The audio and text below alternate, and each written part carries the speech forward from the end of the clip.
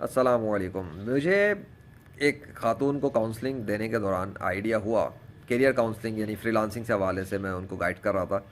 तो उनके पास teaching skill भी थी, वो टीचर भी थी, राइटिंग स्किल भी उनके पास है और उसके अलावा भी बहुत कुछ वो जानती है। लेकिन फिर भी फ्रीलांसिंग में वो मुसलसल यानी कि कोशिश करने के बाद छोड़ छाड़ कर नाकामी को देख के, जैसे फाइवर पे अकाउंट बना लिया, नहीं समझ में आ रहा, बाकी फ्रीलांसिंग के प्लेटफॉर्म पर काम करना उनको नहीं आ रहा, तो वो अपने दूसरे कामों में लगी, तो उनको रास्ता नहीं मिल रहा था, मतलब एक क्लियर गाइडेंस नहीं मिल रही थी कहाँ जाना है। तो वो तो मैंने खैर बहरहाल जो भी कुछ हुआ उनको अल्लाह के फजल से गाइड कर दिया।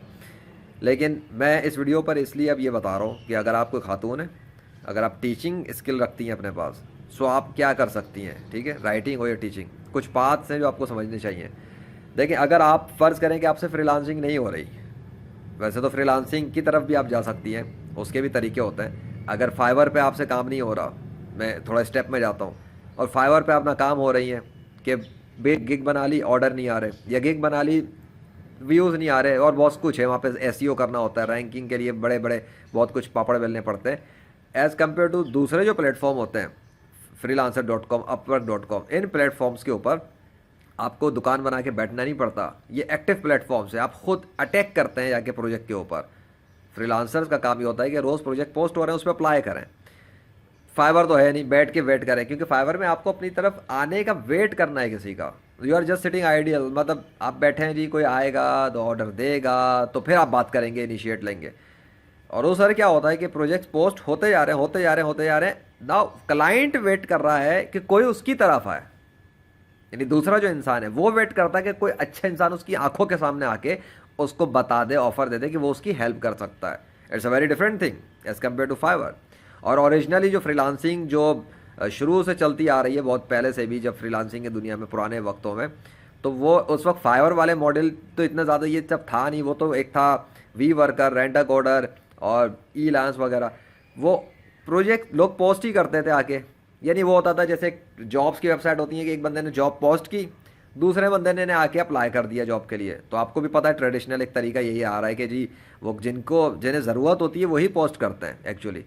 तो जो उनकी मदद कर सकते हैं या उनकी मदद करना चाहते हैं वो अप्लाई करते हैं। जैसे जॉब के लिए भी जब आप अप्लाई करती हैं किसी जॉब की जगह कंपनी में, तो वो ज़रूरत उनको होती है, ठीक है। समझा ये आता है, जॉब वाला ये माइंडसेट में होता है कि जी उसको ज़रूरत है, नहीं, ये भी माइंडसेट आप चेंज करें। मैं इस वीडियो में कोशिश करता हूँ कुछ चीज़ों को कवर करूँ अल्लाह के फजल से।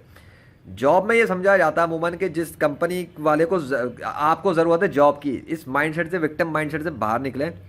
आपने जो सीखा होता है, जो कुछ पढ़ा होता है, जो आपकी स्किल्स होते हैं, उस बेस पर आप एक प्रोफेशनल, एक इंसान होते हैं जिसके पास कुछ सलाहियतें हैं, जिसकी ज़रिए आप किसी की मदद कर सकती हैं उसके बिजनेस में।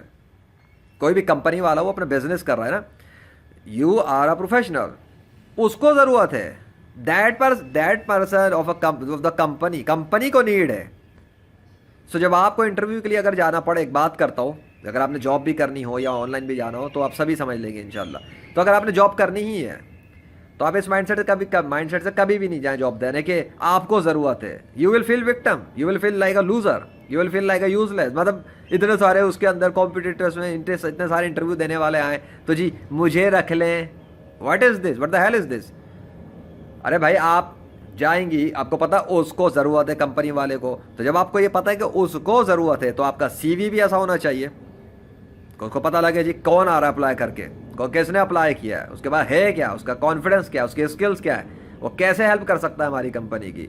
सो आप उसे क्लाइंट समझें, किसी भी कंपनी की तरफ जब अप्लाई करें उसको समझें that company is in need, that company is your client, उसको ज़रूरत है। अब उसको आपने बताना है कि जी आपकी कंपनी के प्रॉब्लम्स क्या हैं, मैं ऐसे हेल्प कर सकती हूँ, ये मेरे पास स्किल्स हैं, ये मेरे पास सोल्यूशंस हैं, मेरे पास ये एबिलिटीज़ हैं, ये, लेकिन मेरी डिमांड सैलरी कितनी है, मैं 50,000 लूँगी या मैं 2 लाख लूँगी, आप दे सकते हैं तो ठीक है, थोड़ा बहुत नेगोशिएट कर लेंगे।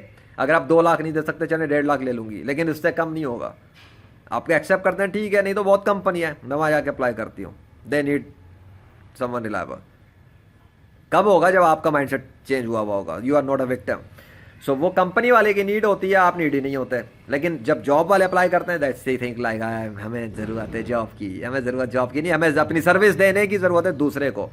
आगे चलते हैं फ्रीलांसिंग पर। फ्रीलांसिंग की प्लेटफॉर्म्स पे भी बहुत सारे फ्रीलांसर इसी माइंडसेट के साथ आते हैं, क्योंकि जॉब से स्विचिंग कर रहे होते हैं बहुत सारे फ्रीलांसर, तो वो जॉब की तरफ से निकलते हुए जाते हैं कि उन्हें काम की ज़रूरत है। ये जो नीड आ जाती है ना, ये मार देती है इंसान को, वो भिखारी समझने लगता है खुद को। जब आप फ्रीलांसिंग की वेबसाइट पे अकाउंट बनाते हैं, आप भिखारी नहीं है, आप काम की आप ठीक है, आपको काम की तलाश है, बट आप वहाँ पे अकाउंट इसलिए बनाते हैं ताकि आप किसी दूसरे इंसान की मदद कर सकें, जिसको ज़रूरत है मदद की। वो है नीडी, वो है प्रॉब्लम में, वो है ट्रबल के अंदर, वो है अपने चैलेंजेस में फंसा हुआ। आप थोड़ी, आपके पास क्या होना चाहिए? जब आप फ्रीलांसिंग की वेबसाइट्स पे काम करें, फाइवर को तो मैं हटा देना, फाइवर की तो मैं बात ही नहीं कर रहा, वो तो दुकानदारी वाली तरह की वेबसाइट होती है जहाँ पे बना के बैठो। हम बात कर रहे हैं वो वाली जो एक्टिव प्लेटफॉर्म है।